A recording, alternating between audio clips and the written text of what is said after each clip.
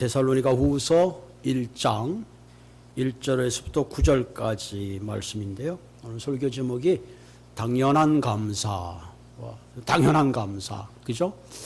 우리가 감사주일만 감사하는 것이 아니라 늘 하나님께 감사하는 것이 당연하다 하는 거죠. 자, 데살로니가 후서 1장 1절부터 9절까지 한번 한 목소리로 서로 교독하도록 하겠습니다. 바울과 실레오나와 디모데는 하나님 우리 아버지와 주 예수 그리스도 안에 있는 데살로니가의 교회에 편지하노니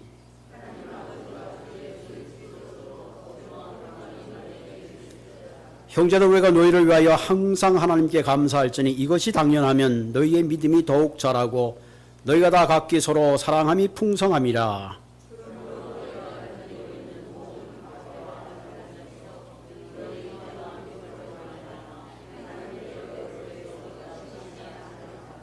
이는 하나님의 공의로운 심판의 표요 너희로 하여금 하나님의 나라에 합당한 자로 여김을 받게 하려 함이니 그 나라를 위하여 너희가 또한 고난을 받느니라. 환난을 받는 너희에게는 우리와 함께 안식으로 갚으시는 것이 하나님의 공이시니 주 예수께서 자기의 능력에 천사들과 함께 하늘로부터 불꽃 가운데 나타나실 때에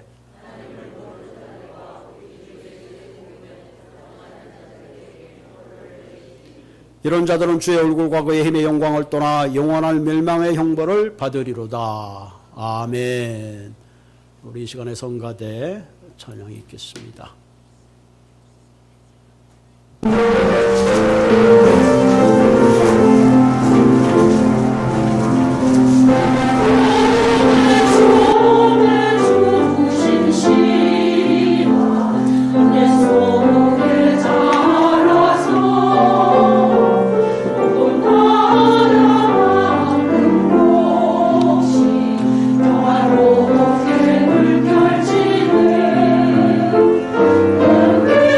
물결치는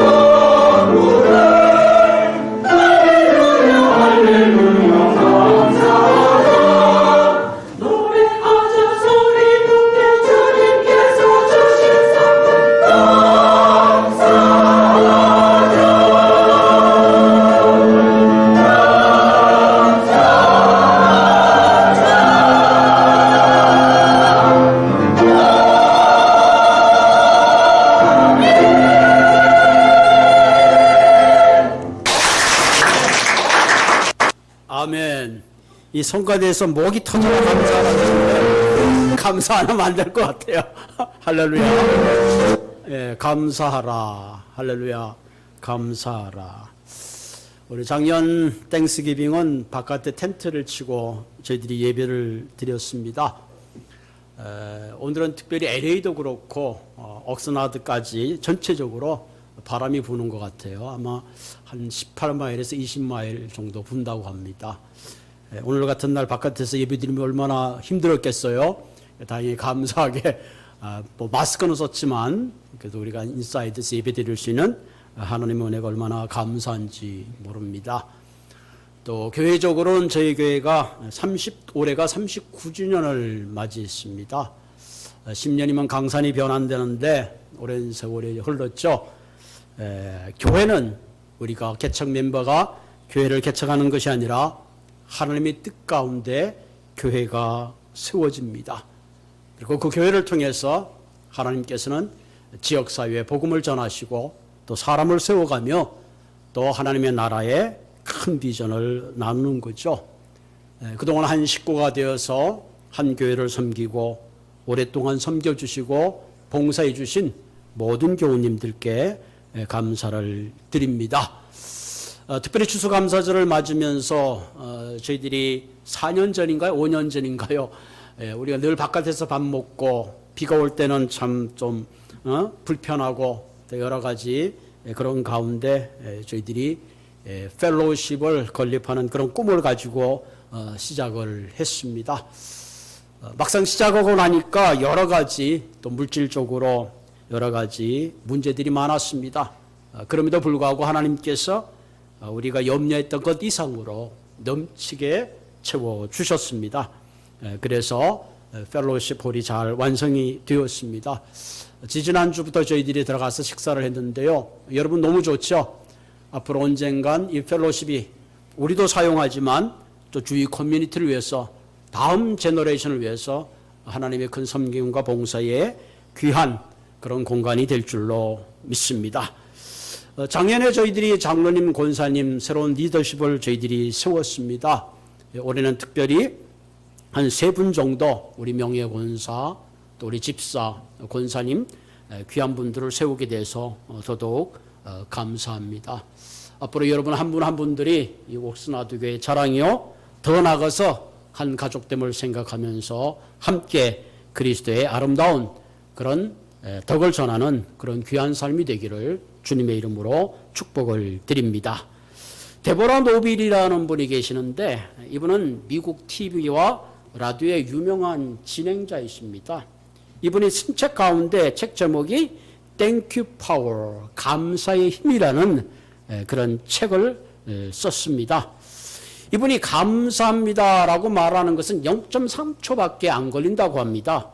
그런데 이런 습관이 있는 사람과 없는 사람을 조사했더니 수명이 10년 이상 차이가 난다고 합니다. 감사의 말을 많이 한 사람은 10년 이상 장수한다고 합니다. 아멘. 우리 여러 가지 우리 비타민도 먹고 뭐 건강 음식도 많이 먹지만 우리가 감사할 때에 우리 몸의 전체적인 이 건강에 엔돌핀이 오르고 훨씬 더 장수할 수 있다고 하시니까 여러분 장수하기 원하시는 분들은 늘 감사하시기 바랍니다. 아멘. 이 감사는 우리가 순간적으로 땡큐 하지만 그 땡큐 하는 순간에 상상할 수 없는 많은 삶의 환경에 영향을 준다고 합니다. 그래서 노빌 데보라 이분은 말하기를 내 성공의 비결은 한마디로 감사하는 겁니다. 아멘.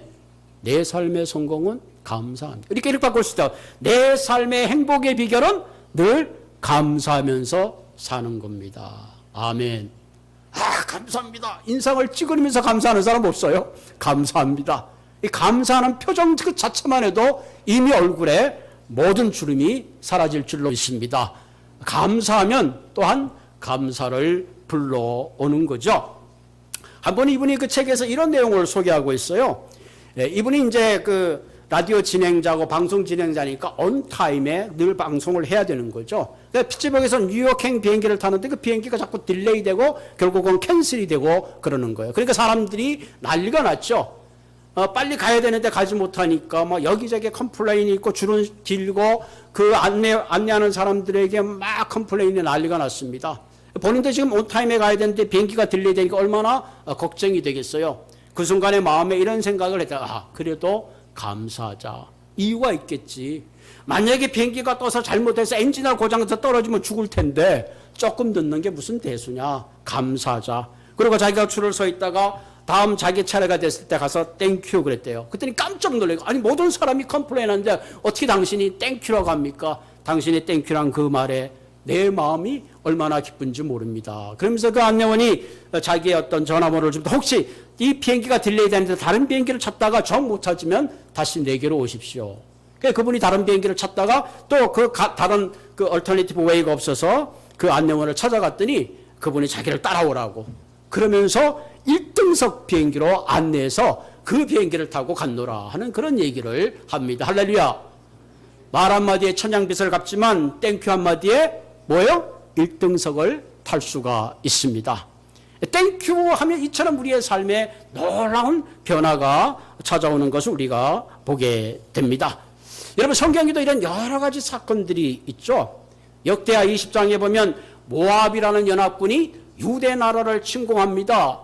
그때 여호사밧이 이를 어떻게 하지 고민하다가 성가대를 조직했어요. 성가대, 여러분 전쟁에 나면 성가대를 조직하는 게 아니라 무슨 결사대를 조직해야 되는데 이분은 성가대를 조직해서 군대 앞에서 그냥 나팔을 불면서 여호와께 감사하세 그 인자하심은 영원함이로다. 그리고 찬양했더니 놀라운 기적 같은 사건이 일어났어요. 하나님이 앞장서서 오히려 그 연합군을 이길 수 있는 승리하게 해줬다는 이야기가 역대하 20장 21절에 기록되어 있습니다.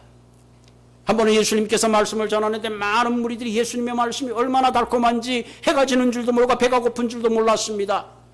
그때 예수님께서 저 무리들을 향하여 불쌍한 마음이 들었어요. 내가 뭔가를 줘야 되는데 제자들에게 먹을 것을 가지고 오니까 제자들이 말합니다. 예수님 이 많은 무리들을 우리가 무슨 수로 먹일 수 있습니까? 우리는 돈도 없습니다.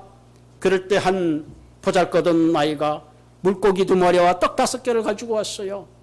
예수님 입장에서 봤더니 저 많은 무리를 생각했을 때 이건 뭐 보잘것없잖아요. 그때 예수님께서 어떻게 하늘을 들어 축사하시고 떼어주시니 그 많은 무리들이 먹고도 남았더라. 놀라지도 않는데. 할렐루야. 이거 놀라야 됩니다, 이거. 에? 뭐, 이런 감사할 때 놀라운 축복이 일어나는 거예요. 여러분, 바울과 실라가, 복음을 전하다가 옥에 갇혔어요. 무슨 남의 돈을 떼어먹거나 무슨 잘못해 감옥에 가는 건 아니고 복음을 전하는데 감옥에 간 거예요. 하나님 이거 어떻게 된 겁니까? 내가 복음을 전하는데 이게 뭡니까? 하나님 살아계십니까? 안 살아계십니까? 불평하고 원망한 것이 아니라 그 감옥에서 할렐루야 찬양했더니 뭐요? 옥문이 열리고 발에 착고가 풀어지는 놀라운 기적이 일어났음을 우리가 보게 되죠. 이처럼 감사하면 환경에 놀라운 일들이 일어나게 되는 것입니다. 그래서 대사상 5장 18절에 뭐라 그랬어요? 범사에 감사하라. 이것이 예수 그리스도 안에서 우리를 향한 하나님의 뜻인지라. 아멘. 범사에 감사하라. 다시 말하면 감사는 우리가 해도 되고 안 해도 되는 옵션이 아니라 we must be 감사를 해야 하는 것입니다. 우리의 삶을 가만히 돌아보면 우리는 머리로는 감사를 잘하면서도 마음으로는 감사하지 못할 때가 참 많이 있어요. 그 이유가 뭘까? 그 이유를 가만히 생각해 보면 내게 주어진 것, 내가 소유한 것, 내가 누리고 있는 것보다는 내게 없는 것, 내게 부족한 것, 거기에 초점을 맞추기 때문에 우리는 감사하지 못하는 경우가 참 많이 있어요. 때로는 고난이 찾아오면 그 고난에 집중하다 보니까 그 고난 이전에 훨씬 더 많은 내게 축복과 은혜를 주셨는데 그 고난 때문에 감사를 잃어버리는 경우가 종종 있습니다. 때로 감사는 어떤 특별한 경우에만 감사해야 된다고 생각하는 사람이 있습니다. 그렇지 않아요. 감사는 특별한 경우에도 감사해야 되지만 당연히 믿는 우리 모두는 주님께 감사해야 될 의무가 있다는 사실입니다. 감사는 내게 주어진 역경과 환경과 상관없이 오늘 본문에 보면 범사에 감사하라. 자, 그럼 어떻게 하면 우리가 내게 주어진 상황과 환경에 상관없이 범사에 감사할 수 있겠는가 하는 겁니다. 오늘 본문을 통해서 한번 살펴보도록 하겠습니다. 오늘 특별히 데살로니가 교회는 어떤 문제가 있었냐면은 예수님이 곧 오신다. 그러니까 많은 사람들이 동요했습니다. 예수님이 곧 오시는데 이거 뭐 우리가 뭐 해야 되느냐? 그래서 심지어는 하던 일을 그만두고 뭐 산에 올라가서 예수의 재림을 기다리는 사람도 있었고, 심지어는 바울의 가짜 편지가 교회에 나돌기도 했습니다. 그러니까 교회는 4분 5년을 되고 하나 되는 것이 아니라 공동체에 위기가 빠지게 된 거예요. 그때 이 바울이 이 데살로니가 교인들에게 오히려 그런 상황을 보고 화를 내고 오히려 책망해야 됨에도 불구하고 오늘 본문의 3절에는 이렇게 말하죠. 형제들아, 우리가 너희를 위하여 항상 하나님께 감사할지니 이것이 당연하다. 내가 너희들을 위하여 감사하는 것이 당연하다 하는 거죠. 당연하다. 지금 데살로니가 교회를 보면 감사할 수 없는 상황인데 바울은 오히려 감사했다 하는 거죠. 왜 그랬을까? 바울의 마음에 첫 번째는 그가 감사할 수 있는 자신의 빚진 자인 것을 깨달았기 때문에 그렇습니다. 우리가 잘 아는데 바울은 어떤 사람이요? 예수를 잘 믿었던 사람이 아니에요. 예수 믿는 사람을 핍박하고 결박하고 오히려 그 사람들을 돌려 치려했던 그를 찾아와서 하나님의 부어진 은혜를 생각할 때에 어떤 상황을 보더라도 나 같은 이런 사람을 구원하시고 나를 찾아온 그 하나님을 생각할 때에 그는 그들에 대해서 먼저 감사하는 마음이 있었음을 보게 되죠. 제가 예배 시작하기 전에도 얘기했죠. 주님이 나를 불러주시고 하나님의 자녀를 삼아주셨던 이 사실 하나만으로도 우리는 감사해야 될 무한한 조건의 기준이 되는 것을 보게 되죠. 두 번째나 바울이 감사한 것은 뭐냐면은 하나님의 선하심을 의지했다. 지금 너희들이 분열하고 지금 저희들이 나누어지고 있지만 결국은 이 결과가 믿음이 자라고 사랑이 풍성해질 것을 기대하고 바라보고 감사했다 하는 거죠. 모든 것이 잘 되고 궁극적으로 그것이 우리의 자랑이 되고 결국적으로 그것이 우리의 성숙의 결과를 가지고 올 것을 보고 감사한 것을 보게 되죠. 우리가 문제 앞에서 초조해지고 불안해지는 그 이유가 뭘까요? 문제의 프로세싱 과정만 보기 때문에 그래요. 그러나 그 결과 하나님이 모든 것을 협력하여 선이 되게 하시는 하나님의 그 결과를 우리가 믿을 수 있다면, 그것을 알 수만 있다면 우리는 결코 초조하거나 불안해할 필요가 없는 거죠. 그럴 때에 우리는 어떤 상황 속에서도 범사에 감사할 수가 있습니다. 바울은 이와 같이 자신의 빚진 자라는 마음과 동시에 지금은 힘들고 어렵지만 하나님이 반드시 그 과정을 통해서 믿음으로 성숙하게 해줄 것이라는 것을 확신했기 때문에 그는 그런 데살로니가 교회에 편지할 때에 자신이 감사하는 것은 지극히 당연하다고 말했습니다. 여러분, 저희 교회 분들이 이제 골프를 참 좋아하시는데 골프에 보면 플레이오프라는 게 있죠. 동점이 돼서 서든 데스라든가 혹은 누구든지 먼저 점수를 내는 사람이 이기는 겁니다. 그걸 처음 해볼 때는 조마조마하죠. 누가 이길까? 야, 뭐 물에 빠지면 저 안 되겠네 뭐 이러다가 그 다음날 재방송을 볼 때는 조마조마할 필요가 없어요. 물에 빠졌어도 제가 이길 거야. 염려할 거가 하나도 없습니다. 할렐루야. 그런 의미에서 우리 삶에 선을 주시는 하나님을 우리가 믿는다면 내 삶이 비록 어렵고 힘들더라도 반드시 하나님께서 더 좋은 곳으로 응답해 주실 것이야. 아멘. 이런 믿음을 가지고 살 때에 우리는 어떤 환경이 오든지 감사할 수 있다는 사실입니다. 사랑하는 성도 여러분, 우리도 우리의 인생 가운데 많은 문제 앞에 서로를 향하여 빚진 마음으로 때로 하나님이 반드시 선으로 갚아주리라는 이런 신뢰함이 있을 때에 여러분의 삶에 늘 범사에 감사하시는 그런 삶이 될 줄로 믿습니다. 그럼 오늘 본문을 통해서 바울이 마땅히 감사했던 다음 세 가지 중요한 사실을 깨닫기를 원하는데요. 첫 번째 나온 것이 뭐냐면은 3절에 보면 하나님께 감사할지니 너희 믿음이 더욱 자라고 너희가 다 각기 서로 사랑함이 풍성함이라 그랬습니다. 다시 한번 반복하지만 우리 어떤 일이 생길 때에 그 사건을 어디를 주목하느냐, 어떤 부분을 생각하느냐는 것이 대단히 중요하죠. 여러분, 교회도 있다 보면 분란이 있을 수도 있고 항상 좋을 때만 있는 거 아니에요. 때때로 이제 어려운 일이 있을 때에 그 교회에 부정적인 걸 볼 거냐 긍정적인 볼 것이냐 하는 것은 대단히 중요합니다. 내가 부정적인 부분을 보면 부정적인 마음이 꽉 들어차고 결국은 감사하기보다는 불평과 원망으로 일관할 수밖에 없어요. 그러나 긍정적인 부분을 보게 되면 우리의 생각이 달라질 수밖에 없습니다. 그래서 프란시스 세포는 이런 말을 했습니다. 감사는 마음의 밭에는 원망과 실망의 씨가 자랄 수 없다. 내가 감사하는 마음이 있으면 그 마음에는 원망과 실망의 씨가 자랄 수 없다. 그러나 만약에 감사가 없고 불평만 한다면 그 안에는 원망의 씨가 자라가는 거죠. 여러분 인생을 살아가는 과정에 실망한 일이 많이 있어요. 왜 우리가 살아가는데 실망한 일이 없겠어요? 때때는 내 자신을 볼 때도 실망할 때가 있고, 때로는 가정 가운데 자녀를 볼 때에, 때로는 사업을 하면서도 실망할 때도 있고 낙심할 때가 있습니다. 그럴 때마다 우리의 마음의 초점을 어디에 맞추느냐가 대단히 중요합니다. 아, 소용없어. 안 될 거야. 희망이 없어. 다 해봤어.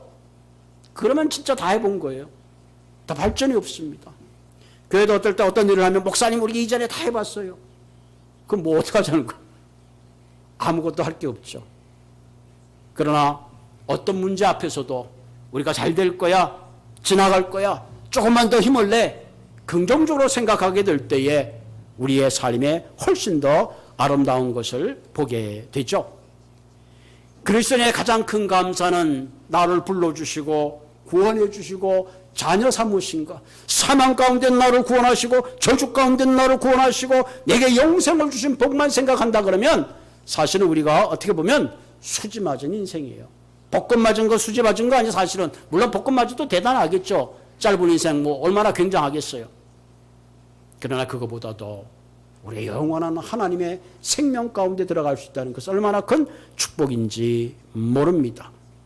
우리가 잘 아는 성명이신 너무나 잘 알자. 말하는 것도 움직이는 것도 자연스럽지 못하고 힘듭니다. 말 한마디 하는데도 얼마나 힘이 드는지 몰라요.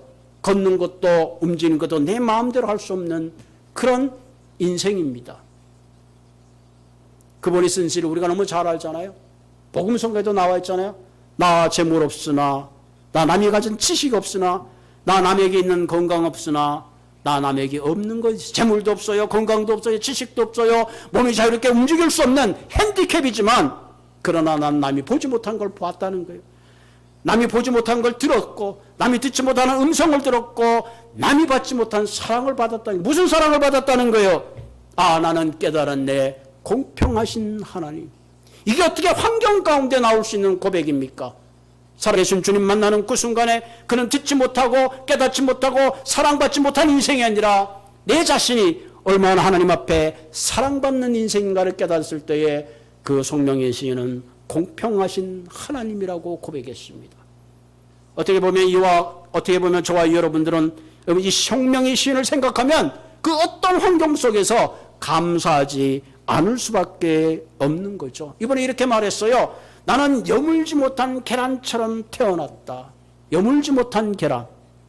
그러나 하나님을 원망한 것이 아니라 오히려 그리스도 안에서 누리는 참된 자유와 사랑을 가지고 감사했습니다. 여러분 하박국 3장 17절에 보면 이런 말씀 있잖아요. 무화과 나무가 있어도 무성치 못하며 포도나무에 소출이 없으며 밭에 먹을 것이며 없으며 우리의 양이 없으며 외양간에 소가 없을지라도, 이 말이 이렇게 해석할 수 있는, 내게 건강도 없고 뱅크에 어카운트도 없고 뭐 잘 되는 게 하나도 없을지라도 18절에 나는 여호와로 말미암아 즐거워하며 구원의 하나님으로 말미암아 기뻐하리라. 그래서 19절에 이렇게 말하죠. 주 여호와는 나의 힘이라 나의 발을 사슴과 같게 하사 나를 나의 높은 곳으로 다니게 하시리라. 아멘. 나를 사슴처럼 높은 곳에 다니게 하시리라. 이것이 오늘 바울이 감사하는 당연한 이유입니다. 이것이 오늘 모든 그리스도인들이 감사하면서 살아가야 되는 감사의 조건인 것입니다. 우리가 세상의 것을 다 가져도 그리스도가 없다면 우리는 아무것도 아닙니다. 그러나 세상의 것을 다 이렇다 할지라도 나를 찾아주시고 나를 찾아주신 그 주님 가운데 있다면 우리는 그 누구보다도 축복과 감사의 삶을 살 수 있다는 사실입니다. 두 번째, 우리는 고난에 감사해야 합니다. 바울은 데살로니가 교회에서 고난에 대해서 먼저 감사했죠. 4절에 보면 뭐라고 해서 그러므로 너희가 견디고 있는 모든 박해와 환난 중에 너희 인내와 믿음으로 말미암아 하나님이 여러 교회에서 우리가 친히 자랑하느니라. 여러분, 우리가 예수를 믿어도 모든 고난과 박해를 비켜가지는 않습니다. 때때로 어려움이 있고 때때로는 아픔이 있고 때로는 생각지 못하는 이별이 있어요. 그러나 중요한 것은 이 고난과 환난 가운데 주저앉는 것이 아니라 고난과 환난이 있지만 우리가 이것을 믿음으로 다 통과할 때에 우리는 그것이 그리스도 안에 자랑이 된다는 사실입니다. 오늘 이 시대에 사는 사람들은 환난과 고난을 피해가기를 원합니다. 그래서 만사가 형통됨으로 축복된 삶, 그것이 하나님의 복이라고 생각하는데 이것은 대단히 위험한 생각입니다. 여러분, 야고보서 5장 7절 11절에 뭐라 그랬어요? 그러므로 형제들아, 주께서 강림하시기까지 길이 참음으로 보라. 농부가 땅에서 나는 귀한 열매를 바라고 길이 참아 이른 비와 늦은 비를 기다리니 너희도 굳게 참고 기다리라. 형제들아, 원망하지 말라. 선지자들도 고난과 오래 참으로 본을 삼으라. 여러분, 예수를 믿는다는 것은 이처럼 오래 참고 기다림으로 늦은 비와 이른 비를 통해서 아름다운 열매를 맺는 삶을 살게 되는 겁니다. 야고보서에 뭐라고 했어요? 욥의 인내를 너희가 들었고 욥의 삶의 결말을 너희들이 보았노라. 여러분, 우리가 생명의 삶에 이번에 욥에 대한 얘기를 하잖아요. 10명의 자식이 한꺼번에 죽고 자신이 가진 재산이 모두 잃어버리고 심지어 자기 몸에 큰 악창이 나서 귀화적으로 자기 몸을 긁고 옆에 있는 사랑하는 부인마저도 하나님을 저주하고 죽으라는 그 엄청난 사건 앞에 그는 끝까지 참고 인내합니다. 그리고 결국은 욥은 이런 고백을 하죠. 내가 하나님에 대해서는 귀로만 들었었는데 이제는 눈으로 보게 되었노라. 극심한 고난을 통해서, 환난을 통해서, 어려움을 통해서 머리로만 알던 하나님을 내가 가슴으로 비로소 경험하고 알았노라. 그렇게 경험하는 것을 보게 되죠. 그래서 결국은 욥은 나중에 자식과 모든 것을 다시 돌려받게 됩니다. 때때로 우리의 삶 가운데 문제 앞에 우리는 포기하지 말고 견뎌내야 합니다. 사람에 대한 미움도 원망도 견뎌야 합니다. 때때로 경제적으로 힘들고 어려움도 견뎌야 합니다. 때로는 신분의 문제, 자녀의 문제, 질병의 문제 견디고 하나님 앞에 나아가다 보면 하나님께서 반드시 그 견딤을 통해서 이른 비와 늦은 비를 통해서 우리를 안아주시고 축복해 주실 것입니다. 주는 가장 자비하시고 긍휼히 여기는 분이라 그랬습니다. 그러므로 우리가 믿음으로 바라볼 때에 우리는 어떤 고난 속에서도 감사함으로 하나님께 나가게 되기를 바랍니다. 세 번째 중요한 것은 갚으시는 은혜에 감사하라. 6절에 보면 너희로 환난을 받게 하는 자들에게는 환난으로 갚으시고. 때때로 우리가 신앙생활하면서 세상을 살아가면서 이런 생각을 할 때 있어요. 하나님은 참 공평하시지 않다. 왜? 때때로는 정직하고 하나님의 뜻대로 살려고 하는 사람이 잘 안 되는 걸 보게 되고 오히려 다른 사람에게 악을 행하고 오히려 나쁘게 하는 사람이 번성하고 오히려 장수하고 더 잘 사는 걸 보게 될 때에 우리는 낙심하게 되는 거죠. 그런데 오늘 본문은 뭐라 그랬어요? 너희로 환난을 받게 하는 그런 사람들에 대해서 부러워하지 말라. 하나님이 갚아주신다는 거예요. 7절에 보면 환난을 받는 너희에게는 우리와 함께 안식으로 갚으시는 것이 하나님의 공이시니 주 예수께서 자기의 천사들과 함께 하늘로부터 불꽃 가운데 나타나신다 그랬죠. 환난을 받는 너희들에게 안식으로 갚아준다. 이 안식이란 말은 사베스의 안식이 아니라 여기는 아레빈이라는 뜻을 가지고 있어. 풀어준다. 내 모든 결박을 풀어줘서 자유케 한다. 그래서 어떤 성경에는 프리덤이라고 번역했습니다. 우리가 이 땅에 살아가면 우리를 얽매고 있는 수많은 일들을 경험하게 됩니다. 하나님이 이 모든 것을 다 지켜보셨다가 결국은 모든 결박 가운데서 우리를 풀어주시고 완전한 차원에서 치유와 회복과 자유와 평강을 우리에게 주신다는 사실입니다. 그럼 우리는 주어진 환경에 따라서 감사하는 것이 아니라 어떤 환경이 있든지 내게 주어진 환경 속에 당연히 감사할 수 있어야 합니다. 왜? 공평하신 하나님께서 우리로 하여금 안식에 들어갈 수 있도록 우리를 인도해 주시는 분이기 때문에 그렇습니다. 그러므로 사랑하는 성도 여러분, 여전히 해결되지 않는 문제 앞에서 포기하거나 절망하지 마시고 믿음으로 기다리시기 바랍니다. 공평하신 하나님이 우리 인생에 닫힌 모든 문을 반드시 열어주시고 우리를 안식 가운데로 인도해 주실 것입니다. 내가 받은 은혜에 감사하고 모든 것이 선이 되게 하신 하나님께 감사하고 내 삶의 모든 결박을 풀어주시는 하나님께 감사함으로 주님 재림하시는 그날 모두 영광 가운데 들어가시는 저와 여러분들이 되기를 주님의 이름으로 부탁을 드립니다. 같이 기도하겠습니다.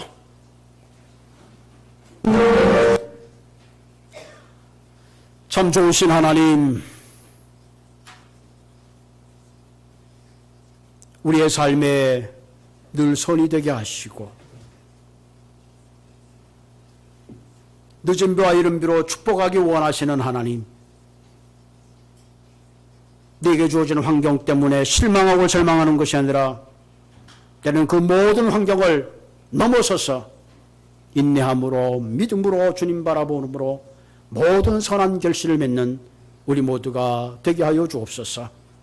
범사에 감사하라. 이는 너희를 향한 그리스도 예수 안에서 너희를 향한 뜻이라고 하였사오니 주님께서 늘 우리의 삶 속에 감사가 넘치게 하여 주시옵소서.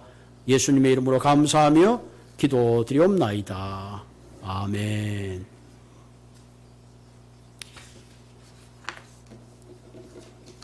이 시간에는 저희들이 특별히